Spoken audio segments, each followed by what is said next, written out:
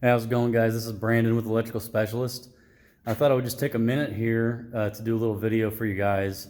A little educational, talking about rough-in. What is rough-in? I'll show you a little bit here. See all these boxes have wire hanging out of them pretty much all over the house. So when you're starting to put together a house, you go around and put all the boxes in, and then you have the apprentice or whoever start pulling the wire while somebody else is doing the home runs to the panel. So what you have is, after all your boxes are in and all your wires pulled, you got all these boxes that are ready to wire, like this guy here. If I can show you, there we go. See this guy here? Okay, so it's ready to finish the wiring on it. It's part of rough-in. Rough-in means you're ready for sheetrock. So that's what we're doing in this house. We almost got it done. It's all wired. It just needs to be trimmed out as far as the box is going, meaning putting the wires together, preparing them for a plug. So when somebody comes in here, whether it's me or one of my guys, to put the plugs in after the sheetrock, all the wires are ready to go. All they got to do is pull them out and put the plug in. They don't have to guess what's going on. So that's what stage we're at, is we're the rough-in stage, getting ready for sheetrock. So I thought I'd do a plug here for you and show you what to do just to prep yourself in case you're adding a house, or an addition to your house, a room, or if you're wiring a house. Either way, this is pretty standard. Here's what I like to do, trying to get my guys to follow this. I carry around a little box. Here, let me flip this camera around.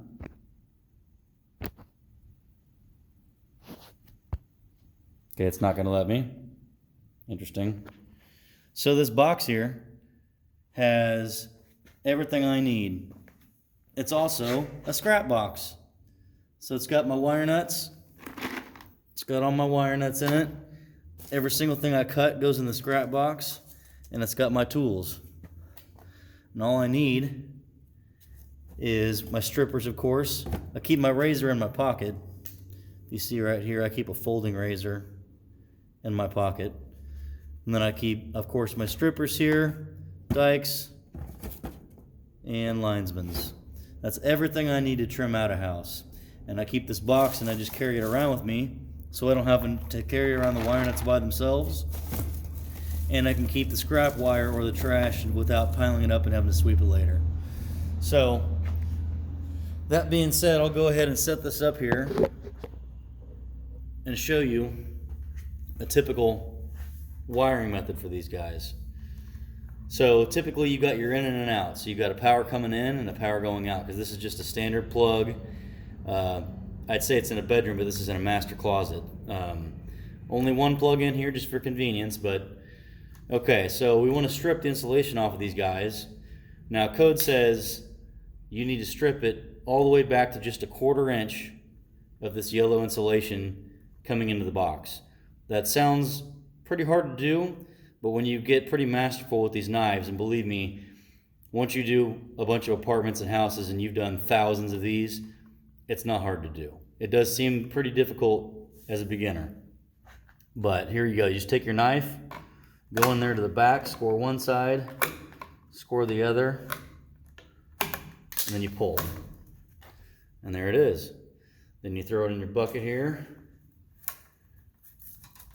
Take this paper off. Same thing with the other one.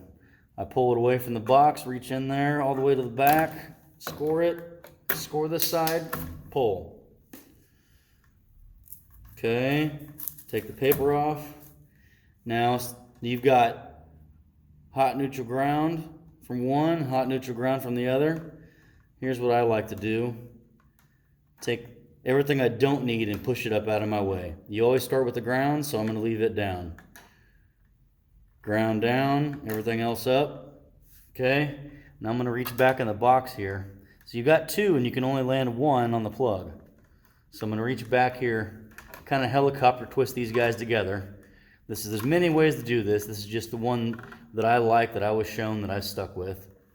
Okay, then I take my dikes and I cut one of them off really smooth and really tight so it can't get caught on any of the good wire and scar it up. So A lot of people use what are called greenies, which is a green wire nut with a hole in it, and it slips over this guy and covers that. That is a good thing to do. I wouldn't talk trash on anybody that did it.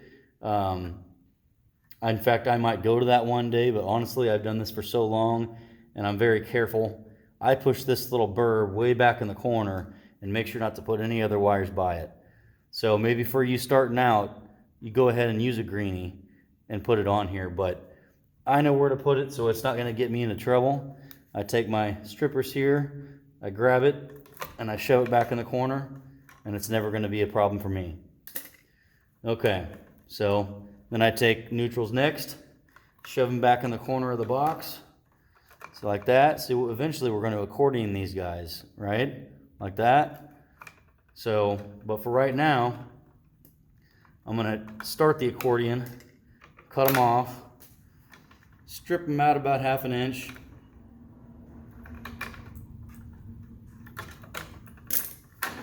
And lightly put a wire nut on them. Why put a wire nut on them now? Because before I leave this house, I'm going to test everything. And to make sure that I'm testing right, I'm going to put power to all these boxes, and I want it to feed in and out of this box onto the next one. So this will have power in it. So I'm going to go ahead and do the same thing. I'm going to push these back in the box, accordion up, about 3 inches out. I'm going to cut it off, strip it out about 1/2 inch, loosely fit a wire nut on it. When I say loosely, obviously there's no chance it's going to fall off, but I don't want the wires to twist together. I want this to be able to come off and still have straight wires for my guys to then make hooks and put on the plugs. So you don't want them to get twisted when you put on here. You just want the wire nut to be tight, but not so tight to twist the actual copper. So then you accordion in, and you take the ground, same thing, top, bottom, top, done. And look at this. This is about 1/2 inch to 3/4 inch back inside the box. So you have to be careful because when these sheetrockers, they come around with these routers and they router all the way around the box, and that blade goes into this box 1/2 to 3/4 inch, and it will scar up all the wire that's in here. So you have to be very careful to get those pushed back in there far enough to idiot-proof it for the sheetrockers. Granted, I've been a sheetrocker, and their job is to cut holes and not worry about your wire, so I understand. Anyway, that's all I had to show you today. I think it's a pretty efficient way of doing things. I understand everybody's got a different way. That's just, I was shown many ways to do it, and that's the one that I liked, and it's very quick and easy. Now I can just move my box on to the next one. I can do one of these in about 30 seconds, and I can throw all my trash in the box and not have to come back and clean up, so it even saves time on the long end too. So that's all I've got for you today. Brandon with Electrical Specialist. Have a good day.